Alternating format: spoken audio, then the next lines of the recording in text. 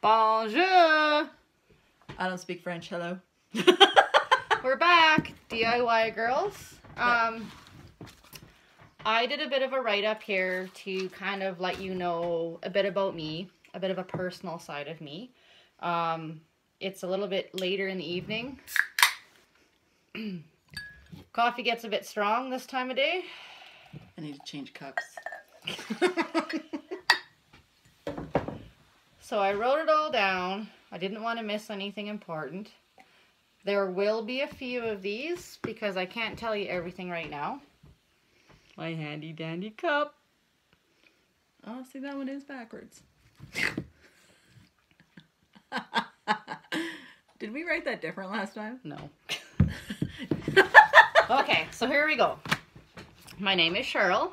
As you know, if you watched the previous video, me and Susan are kind of getting together and just bringing women together to talk and have coffee, make projects, do something that they thought they never could do. Have so, fun. yeah. I'm still stuck on fun. So here's me. I grew up in a small town in Manitoba called Selkirk. I spent every available minute I could on my grandparents' farm, which was just outside of town.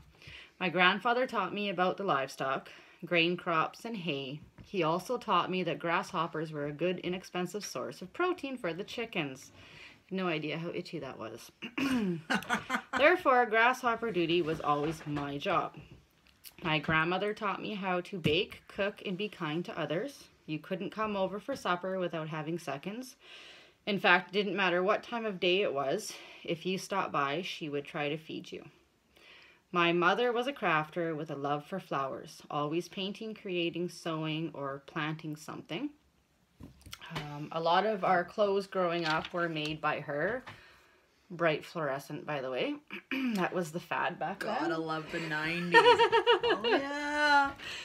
My father was an outdoorsman. He taught me about the bush, how to clean an animal and fur, and my farming skills.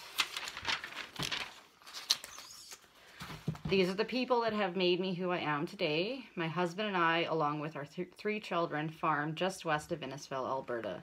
Majority of what we consume is grown and or raised right here on our farm. I'm very excited to be able to share my knowledge and get to know you all. From crafting to baking to diversified farming to sewing to floral and much, much more. So that's a little bit about me, and I will be telling you more as the videos come, but let's hear from you. Isn't that clever? Mine just gonna drink my coffee. Yeah, coffee. That's... Cheers. I'll have a drink before I tell you. So, writing this out, I'll just read it. So I'm a northern girl, born and raised in Hinds Creek, Alberta, on a farm. My love affair with upcycling, as you'll find out as we go on, if you haven't already seen it, I love upcycling. I like turning stuff that people would throw away into something. It started in my childhood.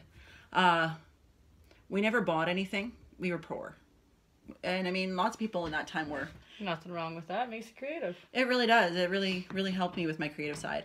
My dad always believed that everything was a treasure to the right person. And I think that if more of us thought that way, things would be better. I think that a lot less would be in the dump and a lot more creativity would be flowing and we'd be a lot happier. I think that's kind of where we're going to nowadays. I think we're doing a full circle and realizing that throwing it out is not the answer. Yeah, and who knew my dad would have been right? Fuck's sakes. Whoa! Censor! Oh, I might have to bleep that out. Must be that clown.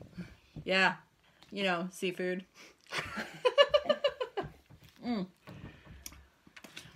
Okay, so back at this. At the time, I really didn't see upcycling as a good thing. I was embarrassed.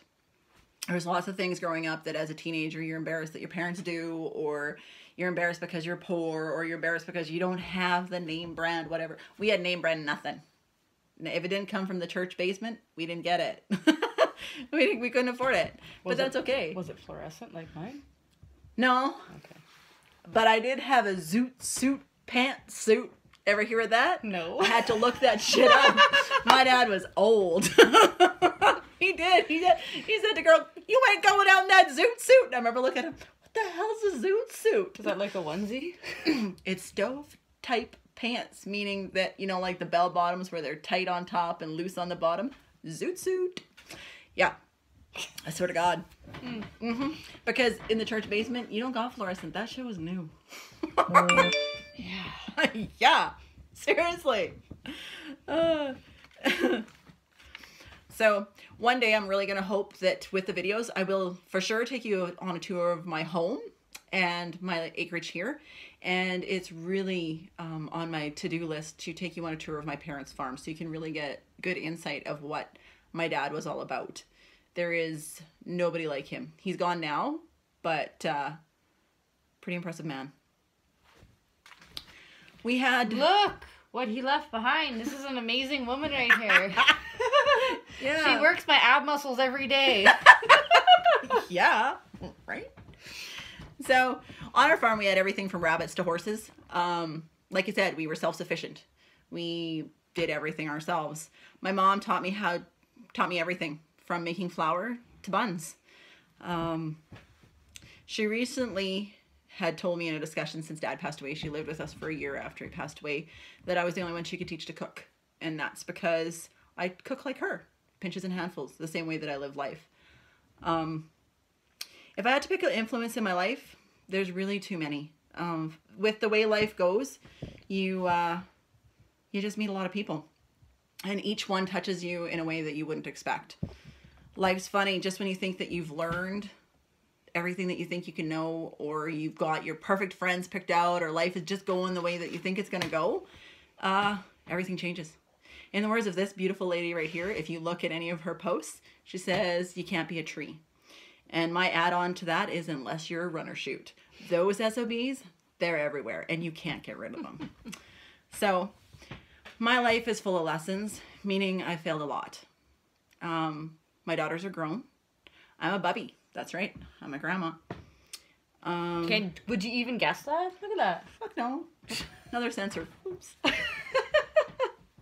I bring out the best in you. That's right.